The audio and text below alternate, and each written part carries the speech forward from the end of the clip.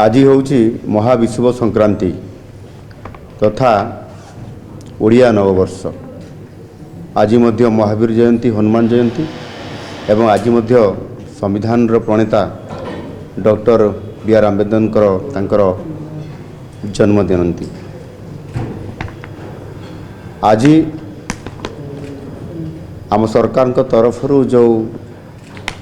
पालन करा जाउथबा ओडिया पक्ष पालन आज हूँ तार समापनी दिवस। यही अवसर में निश्चित भाव में सर्वप्रथम राज्यर समस्त राज्यवासी तथा भाई भणी मान को शुभेच्छा और अभिनंदन जनाऊँ। ओडिया पक्ष पालन पाई केवल एक ये कार्यक्रम नथिला, यह थिला आम ओडिया अस्मितार उद्घोषणा एवं सेथिपाई आम सरकार आसिला परे स्वतंत्र भावे ओडिया अस्मिता को आधार करिकरी ओडियांकर पाई ओडिया ऐतिह्य संस्कृति परंपरा को बजाय रखिया पाई एवं आम ओडिया जाति को भल पाइबा पाई एवं समस्त ओडियार कर्तव्यबोध को आमे मन रखी आम भविष्य निर्माण करने पाई स्वतंत्रता आमे देइछु। ओडिया जाति निज भाषा संस्कृति और स्वाभिमान पाई सबुबले किभली जाग्रत प्रहरी रहिबो सेथिपाई आमे ये कार्यक्रम को 14 दिन भितर प्रतिदिन किछि ना किछि आमे कार्यक्रम मध्य रखुथलु। यह निश्चित भाव में आमर जो आगामी पीढ़ी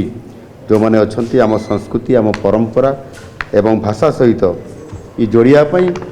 आमे निरंतर भावे आम सरकार को तरफ तार उद्यम को आमे जारी रखिकरी बहुत सफल ये कार्यक्रम करै पारिछु। ये कार्यक्रम भितर अनेक काम आम करूँ जमती रक्तदान शिविर 6000 यूनिट रु अधिक ये रक्तदान शिविर कार्यक्रम माध्यम केवल एथिरे आम संस्कृति भाषा कथा को आम रखी ना ये सेवा करिवार जो शक्ति आम ओडिया मान भितर अच्छी ताकू मध्य आम सामना को आनीछू। ओडिया भाषा रे संपूर्ण भाव में सरकार जो विभाग गुड़िक अच्छी से 90% विभिन्न फाइल रे विभिन्न विज्ञापन रे विभिन्न प्रकार कार्यक्रम रे आमे सेतिरे शामिल करि पारिछु। आगामी दिन में 100% करिया पाई मध्य आम योजना भितर ये निश्चित भाव में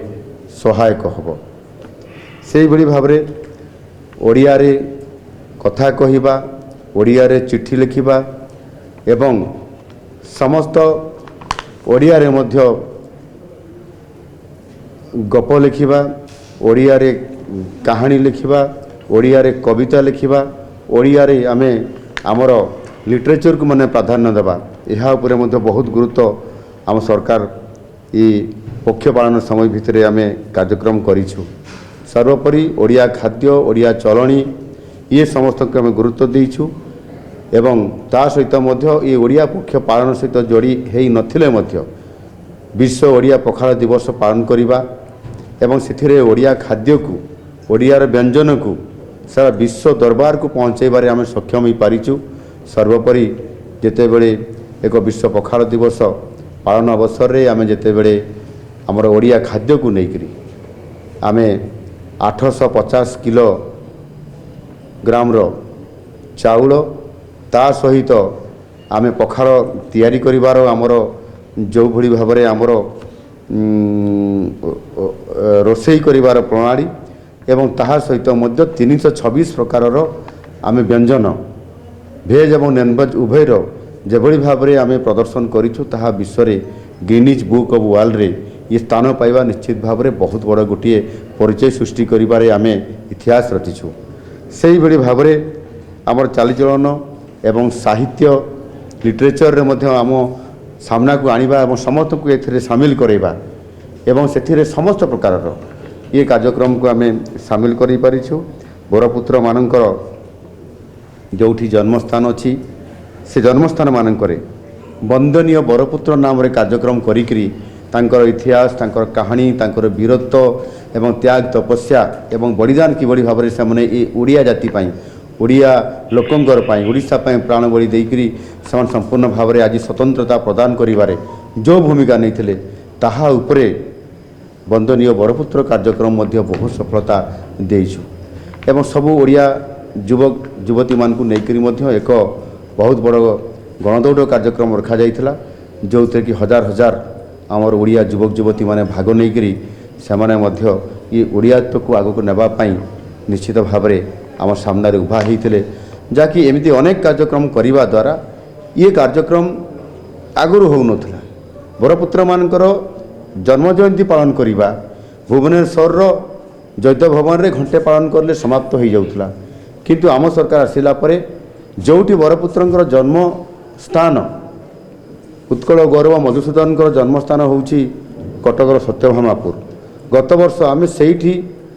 जन्म जयंती पालन करूँ उत्कल दिवस रे चलित वर्ष मध्य आम उत्कलमणि गोपबंधु दासंकर जन्मस्थान पुरी जिलार सुआंडरे सेठी मध्य आम आमर उत्कल दिवस अवसर में उत्कल दिवस को सेठी पालन करूँ उत्कल दिवस पालन करने प्रत्येक बरपुत्र जन्मस्थान रे ये निश्चित भाव में तांकर कहानी तांकर संघर्ष तांकर ये ओडिया जाति को किभली भाव में एक स्वाभिमानी हिसाब से बनई रखा एवं ओडिया भाषा भित्तिक राज्य गठन करिबारे जो प्रमुख भूमिका था ताकू उज्जीवित कर रखा ये निश्चित भाव में आज ये जो पक्ष पालन एप्रिल 1 तारिख रु आज ओडिया नववर्ष 14 तारिख पर्यंत ये पणा संक्रांति पर्यंत ये महा विषुव संक्रांति पर्यंत